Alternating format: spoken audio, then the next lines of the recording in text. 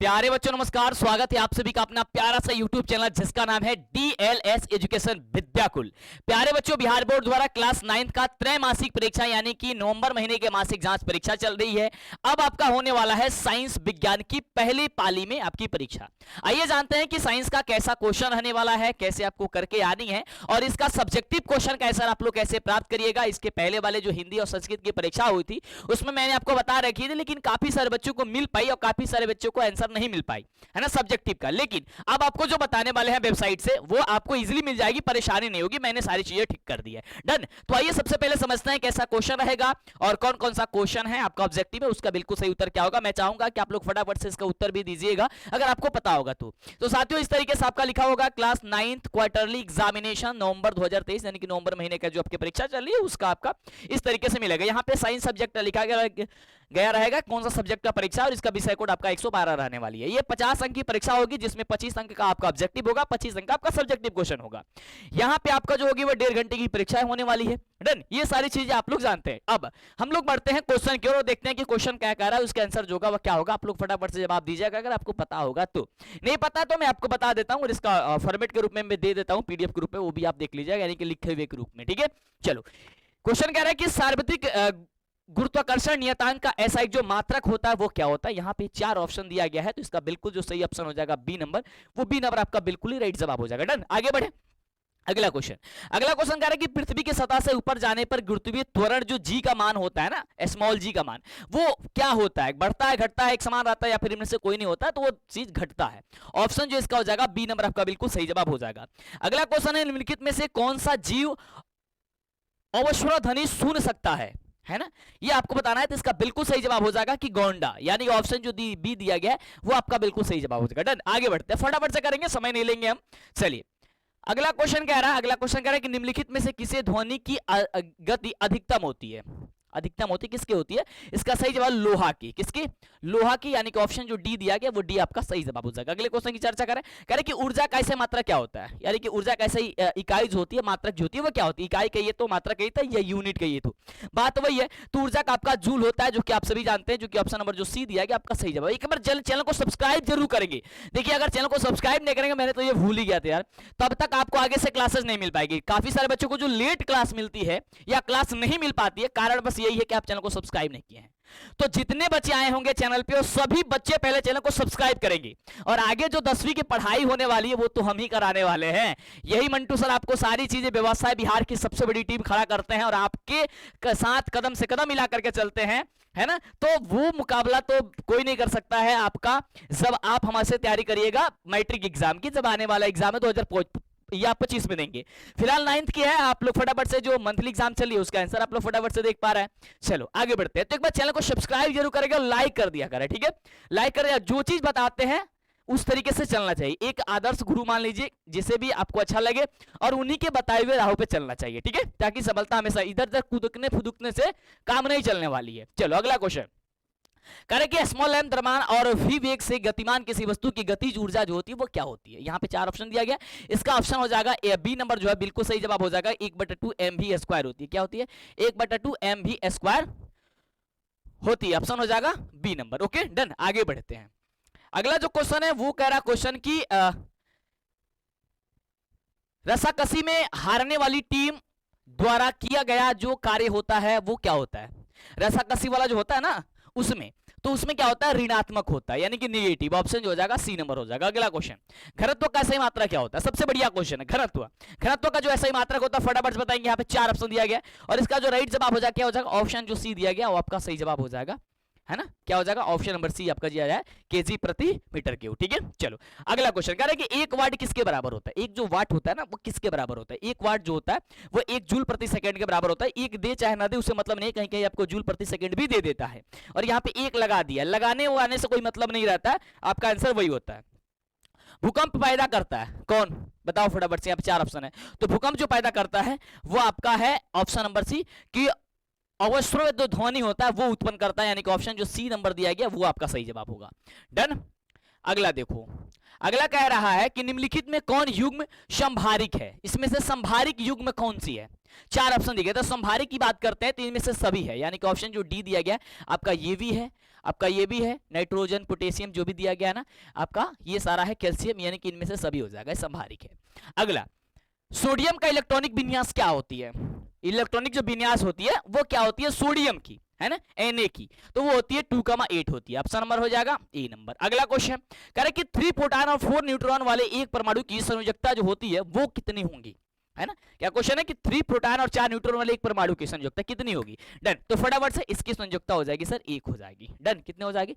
1 हो जाएगी। Option number हो जाएगा बी नंबर। ओके, एक बार चैनल को सब्सक्राइब कर लियो, नहीं किया हो तो जल्दी से दबा करके फटाफट से पहले चैनल को सब्सक्राइब करो, तो आगे से क्लास नहीं मिल पाएगी, समय पे क्लास नहीं मिल पाएगी, फिर दिक्कत और परेशानी चलती रहेगी, है ना। और आगे तो हमसे ही पढ़ने वाले, तो अभी कर लो। चलो अगला, निम्नलिखित में से किसी 18 इलेक्ट्रॉन है, इसमें से किसमें जो है वो 18 इलेक्ट्रॉन है, इसमें बताना है। 4 ऑप्शन दिया गया है इसमें, जो आपका दिया गया है इसमें देखो, पोटेशियम में, आपका कैल्शियम में, आपका क्लोरीन में, इसमें सभी हो जाएंगे, यानी कि ऑप्शन जो डी दिया गया आपका सही जवाब हो जाएंगे। ठीक है, डन।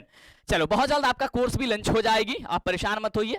जैसे इस वर्ष जो बच्चे एग्जाम दे रहे हैं उनके लिए मैं सारी चीजें व्यवस्थाएं कर दिया हूं, बस थोड़ी सी रिवीजन उनको करानी है, बस वो टॉपर तो बनने के लिए तैयार है। बस अब है आपकी बारी, जब आने वाले एग्जाम है 2025 में, है ना।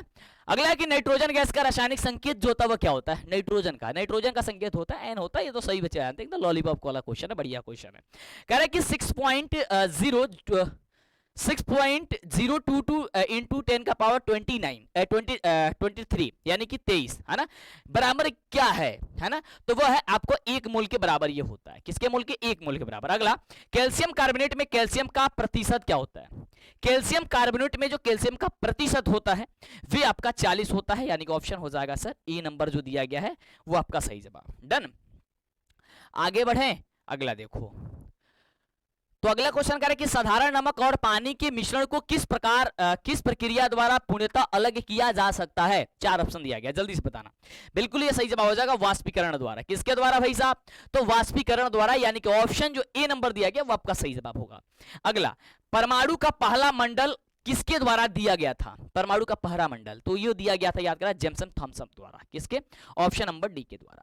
अगले प्रश्न की चर्चा करते हैं। आपको जो वेबसाइट के बारे में मैंने बताई या बता रखी है या बताया है या बताने वाले हैं, उससे आप जरूर जाएं और आप चेक करें, बार बार जाएं, चेक करते रहें। अपनी सारी चीजें वहां पे अवेलेबल व्यवस्थाएं हैं, वो जो भी चीजें आप कर सकते हैं। ठीक है, चलो अगला क्वेश्चन करें कि Fe2SO4 का होल थ्राइज में Fe की संयोजकता जो है वो कितनी है ना। तो ये आपका संयोजकता जो है आपका 3 हो जाएगा, यानी कि ऑप्शन हो जाएगा बी नंबर। अगला, प्यारे बच्चों, इस क्वेश्चन पेपर का आंसर प्राप्त करने के लिए सब्जेक्टिव या ऑब्जेक्टिव के रूप में तो आपको फटाफट से पीडीएफ रूप में प्राप्त करनी है। तो आपको गूगल क्रोम ब्राउजर में आना है और सर्च करना है DLS एजुकेशन, जो चैनल का नाम है। जैसे आप सर्च करिएगा आपके सामने आ जाएगा DLS एजुकेशन, आपको सिंपल सा इस पर क्लिक करनी होगी। जैसे आप क्लिक करिएगा इस तरीके से हमारा वेबसाइट ओपन हो जाएगा। आपको थोड़ा सा नीचे आना है और जैसे आप नीचे आइएगा तो यहाँ पे आपको देखने को मिलेगा Hindi, Sanskrit, science, social science, math या इंग्लिश, यानी कि जिस भी सब्जेक्ट का चाहिए यहाँ पे आंसर की पे आप क्लिक करिए और फटाफट से इसे आप देख लीजिए। जैसे आप आंसर की पे क्लिक करिएगा, जैसे हिंदी की मान लेते हैं तो हिंदी पे क्लिक करिएगा। जैसे हमने क्लिक किया इस तरीके से ओपन हो जाएगा। उसके बाद थोड़ा सा नीचे जाना है। जैसे आप नीचे जाना है तो यहाँ पे सारा वीडियो भी पढ़ना चाहते हैं पढ़ सकते हैं, नहीं तो नीचे जाएंगे तो यहाँ पे देख सकते हैं ऑब्जेक्टिव के आंसर ABCD के रूप में लिख दिया गया है और यहाँ पे सब्जेक्टिव के आंसर आपको पीडीएफ के रूप में मिल जाएगी। तो फटाफट से सर्च करिए, जल्दी से अपने दोस्तों और साथियों में बता दीजिए और क्लास को कंटिन्यू करिए। जेनर यानी कि 1975 में निम्नलिखित में से किसकी खोज कर दी थी? तो उन्होंने 1975 में खोज तो बहुत सारी चीजें की थी, लेकिन 1975 दे दिया है तो ये जो है की थी टीका की, है ना। इसके बीच में टीका की खोज की थी। कह रहे निम्न में से किस रोगाणु पर प्रतिजैविक औषधियों का असर नहीं होता है? 4 ऑप्शन दिया गया है, तो इसका सही जवाब हो जाएगा वायरस पे। किस पे नहीं होता भाई साहब? तो वायरस पे जो है वो नहीं होता। अगले क्वेश्चन की चर्चा करते हैं। अगला क्वेश्चन कह रहा है कि निम्नलिखित में कौन पशुधनों को दिए जाने वाले चारा का एक प्रकार है ना। चारा का एक प्रकार, तो देखो यहाँ पे जो है नेपियर घास या बरसीम या फिर आपका सूडान घास या फिर इनमें से सभी। तो ये आपका राइट जवाब हो जाएगा, इनमें से सभी हो जाएगी। डन। अगला कह रहे हैं निम्नलिखित में से कौन मुर्गियों को देसी नस्ल नहीं है? मुर्गियों की देसी नस्ल की बात की आ रही है भाई साहब, नहीं है इसमें से। तो कोचिन जो है मुर्गियों की देसी नस्ल नहीं है, यानी ऑप्शन जो दिया गया है वो आपका सी नंबर हो जाएगा। अगला है कि निम्नलिखित में कौन जो है मृत कोशिका है? 4 ऑप्शन दिया गया है, 4 ऑप्शन में से आपको बतानी है। तो मृत कोशिका की मैं बात करता हूं तो आपका हो जाएगा वाहिनी का, है ना, ऑप्शन हो जाएगा डी नंबर। वैसे तो आपके एग्जाम में 25 ही क्वेश्चन करनी है 30 में से, लेकिन 30 में 30 जान लो ताकि आपको अच्छा रहेगा आपके एग्जाम के लिए या फिर आगे के लिए भी, क्योंकि ये सारे के सारे क्वेश्चन बहुत इंपोर्टेंट होते हैं। अगला क्वेश्चन कर कि फाइब्रोब्लास्ट का कोशिकाएं पाई जाती है, कहां पाई जाती है? इसका सही जवाब क्या हो जाएगा? ऑप्शन नंबर हो जाएगा सी नंबर की एरी यूलर कोशिका में पाई जाती है। ऑप्शन हो जाएगा सर ए नंबर, सॉरी सी नंबर आपका सही जवाब। हृदय पेशिया होती है, हृदय जो पेशिया होती है वो याद करना, ये आपका सही जवाब हो जाएगा कि अनैच्छिक एवं रैखिक होती है। ऑप्शन नंबर हो जाएगा बी नंबर। अगले क्वेश्चन की चर्चा करते हैं। कह रहा है कि निम्नलिखित में से कौन जो है वो पौधों में पानी और खनिज का संचालन करता है? भाई साहब चैनल को सब्सक्राइब करते हो, जल्दी से कर लो, नहीं किया हो तो जल्दी से करो फटाफट से। तो इसका हो जाएगा सर जाइलम। क्या हो जाएगा? ऑप्शन हो जाएगा सर जाइलम। डन। अगला देखो, अगला है कि उभयचर के हृदय में कितने कक्ष होते हैं? उभयचर के हृदय में कितने कक्ष होते हैं? तो उसमें होते हैं 3 कक्ष होते हैं। ऑप्शन हो जाएगा सी नंबर।